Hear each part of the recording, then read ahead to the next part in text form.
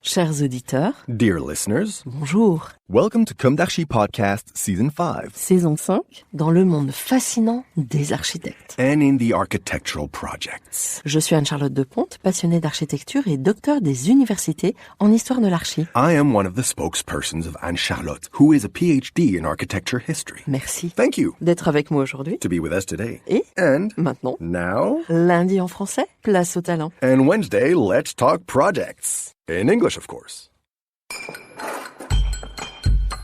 Bienvenue dans Comme d'Archi.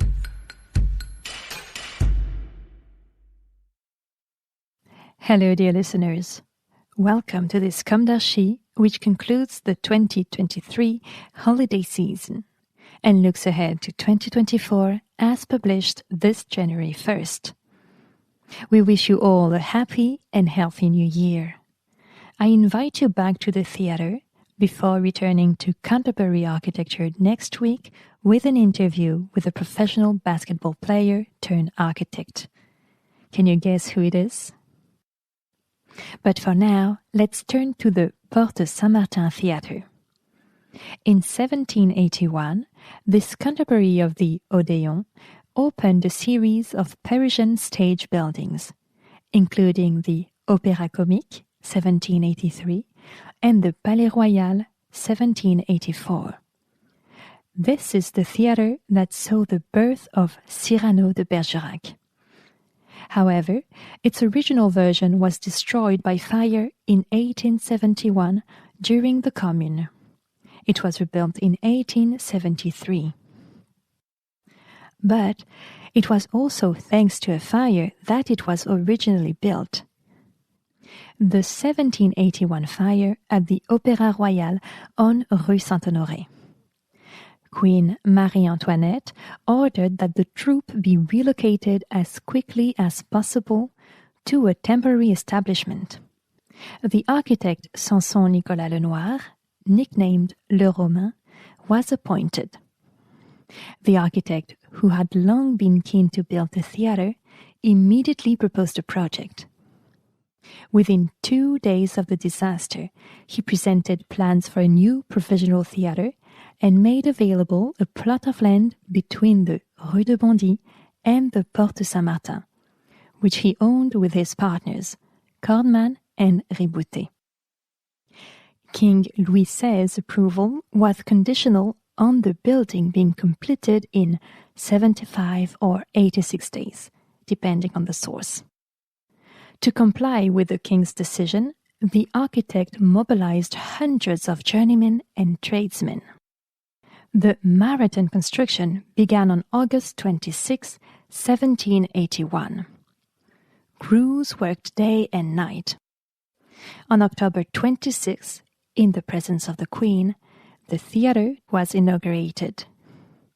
The auditorium was vast, seating over 1,000.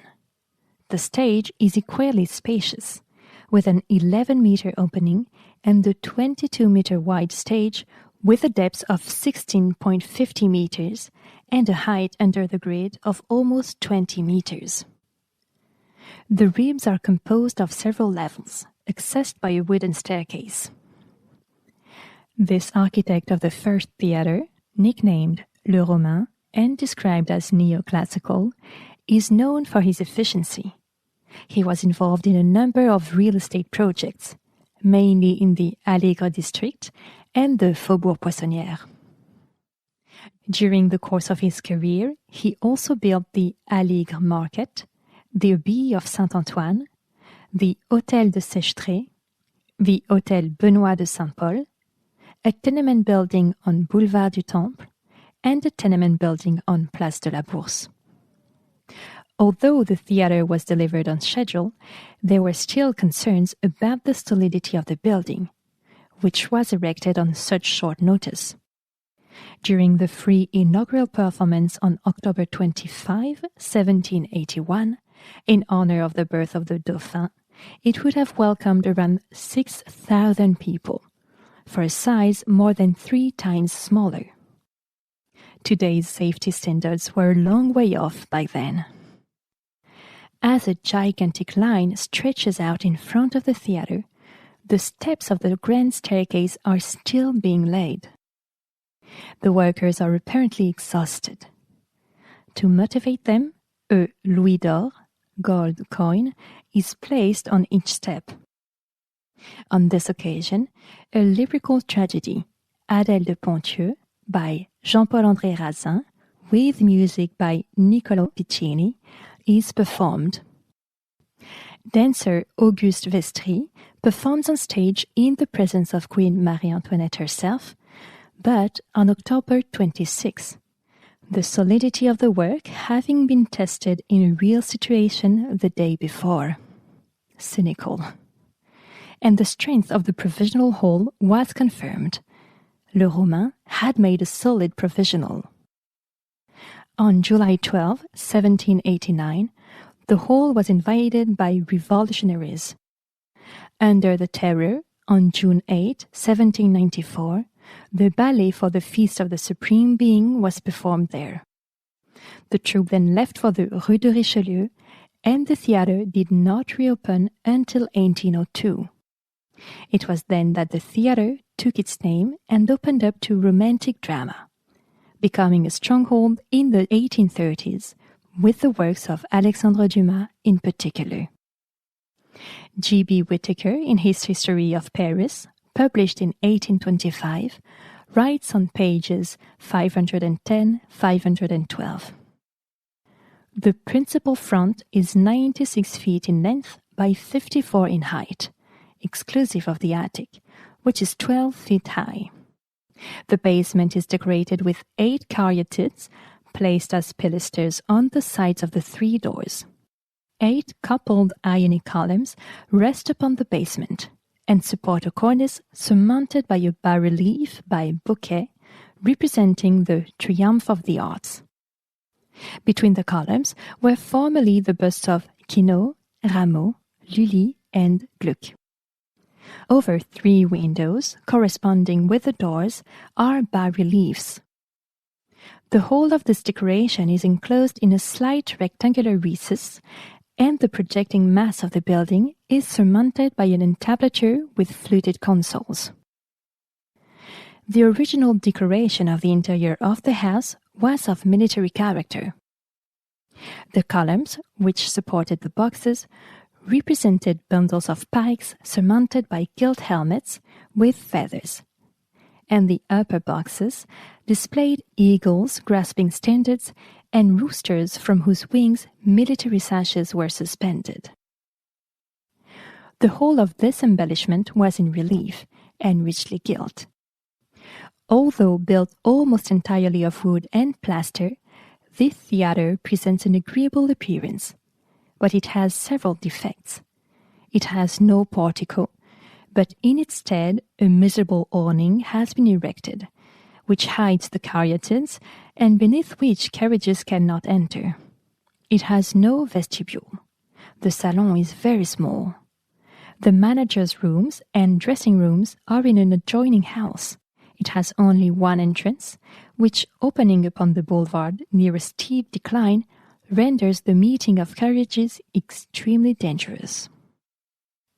On the other hand, it contains ample space below the stage for the apparatus essential to melodramas, and is well furnished with decorations and machinery. End of quote. In this text, we can see the shift from the classical to the Empire style and the problems of use that altered architectural and decorative expression. But on May 25, 1871, the theatre was burned down during the Paris Commune. And it's easy to see why. The cards were reshuffled once again. The theatre was rebuilt by architect Oscar de la Chardonnière. The facade was sculpted in a new style by Jacques-Hyacinthe Chevalier, a specialist in the field. Masks, heads, medallion portraits, and pediment figures symbolizing tragedy, drama, and comedy. The 4 Atlantean figures on the first floor lend a solemn note to the entrance to the theatre. The new theatre was inaugurated on September 28, 1873. New plays were staged. Cyrano de Bergerac, Les Deux Orphelines, Les Misérables, Théodora, Chanteclair. The great Sarah Bernard triumphed. The rebuilt facade, however, is of great simplicity. The first floor has 5 doors, 3 of which lead to the vestibule. Reopened on September 27, 1873, with a revival of Victor Hugo's Marie Tudor, the theatre underwent numerous exterior and interior modifications over the following years, as safety regulations dictated. As evidenced by a model by Henri Schmidt in the Musée d'Orsay, and I quote, "The first transformation was the addition of a marquee to the facade in 1887. The Theatrical Safety Commission was concerned about the risks to the public in the event of fire. It therefore ordered that terraces be added to facilitate access to the outside." A report by Charles Garnier, the architect of the Paris Opera, demonstrated the futility of this measure. The Porte Saint-Martin Theatre therefore decided to create a winter garden. The terrace was enclosed by a metal and glass veranda, crowned by a zinc dome adorned with large colored glass cabochons in a style mixed with Oriental influences. The veranda was completed in 1891 and disappeared in 1897. This exceptional model, so precise in every detail of ornamentation and ironwork, suggests that it may have been a model intended for presentation to the Theatre Commission. Although the Porte Saint-Martin Theatre is still in operation today, it underwent considerable interior and exterior alterations in 1930. The marquee and the spectacular veranda have disappeared, restoring the sobriety of the facade. End of quote. The 4 timeless Atlantes that now greet spectators at the entrance seem to carry the second floor and the 4 central windows. Like all New York theaters, it has exterior staircases leading to the roof, from where the view over Montmartre is said to be magnificent. But this access is forbidden to the public, as it is deemed extremely dangerous.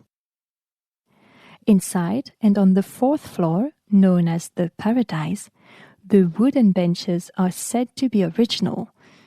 But where do they come from? Could it be the rebuilt theatre? The question remains open.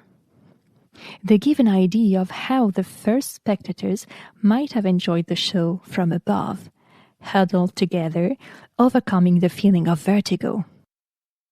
For certain shows that sell out, and because the staging doesn't require perfect visibility, the theatre continues to sell these tickets, like Fabrice Lucchini's show, for example. As for programming, the theatre has been able to open up its repertoire. It has hosted performances of La Cage aux Folles and is as committed to its eclectic repertoire as it is to its architecture, which has, of necessity, constantly evolved over time. Did you know that 2 Sardou have crossed the history of this theatre? One, the French author, and the other, the French singer, both from the south of France, but not from the same family. Attention to Juliet's.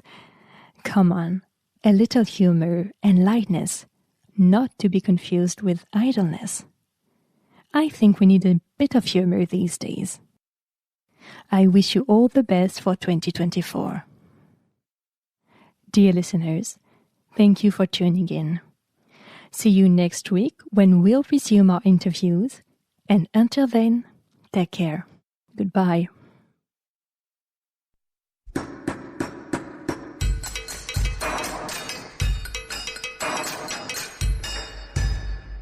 Thank you for listening. Thanks to Julien Rebours, sound engineer, who is collaborating with us today. Don't forget to tune in to our previews on Instagram at Comme d'Archi Podcast. If you enjoy this podcast, don't hesitate to promote it by giving it 5 stars and a little comment on Apple Podcast or on your favorite podcast platform. And above all, subscribe to listen to all of our episodes for free. See you soon, and until then, take care of yourself.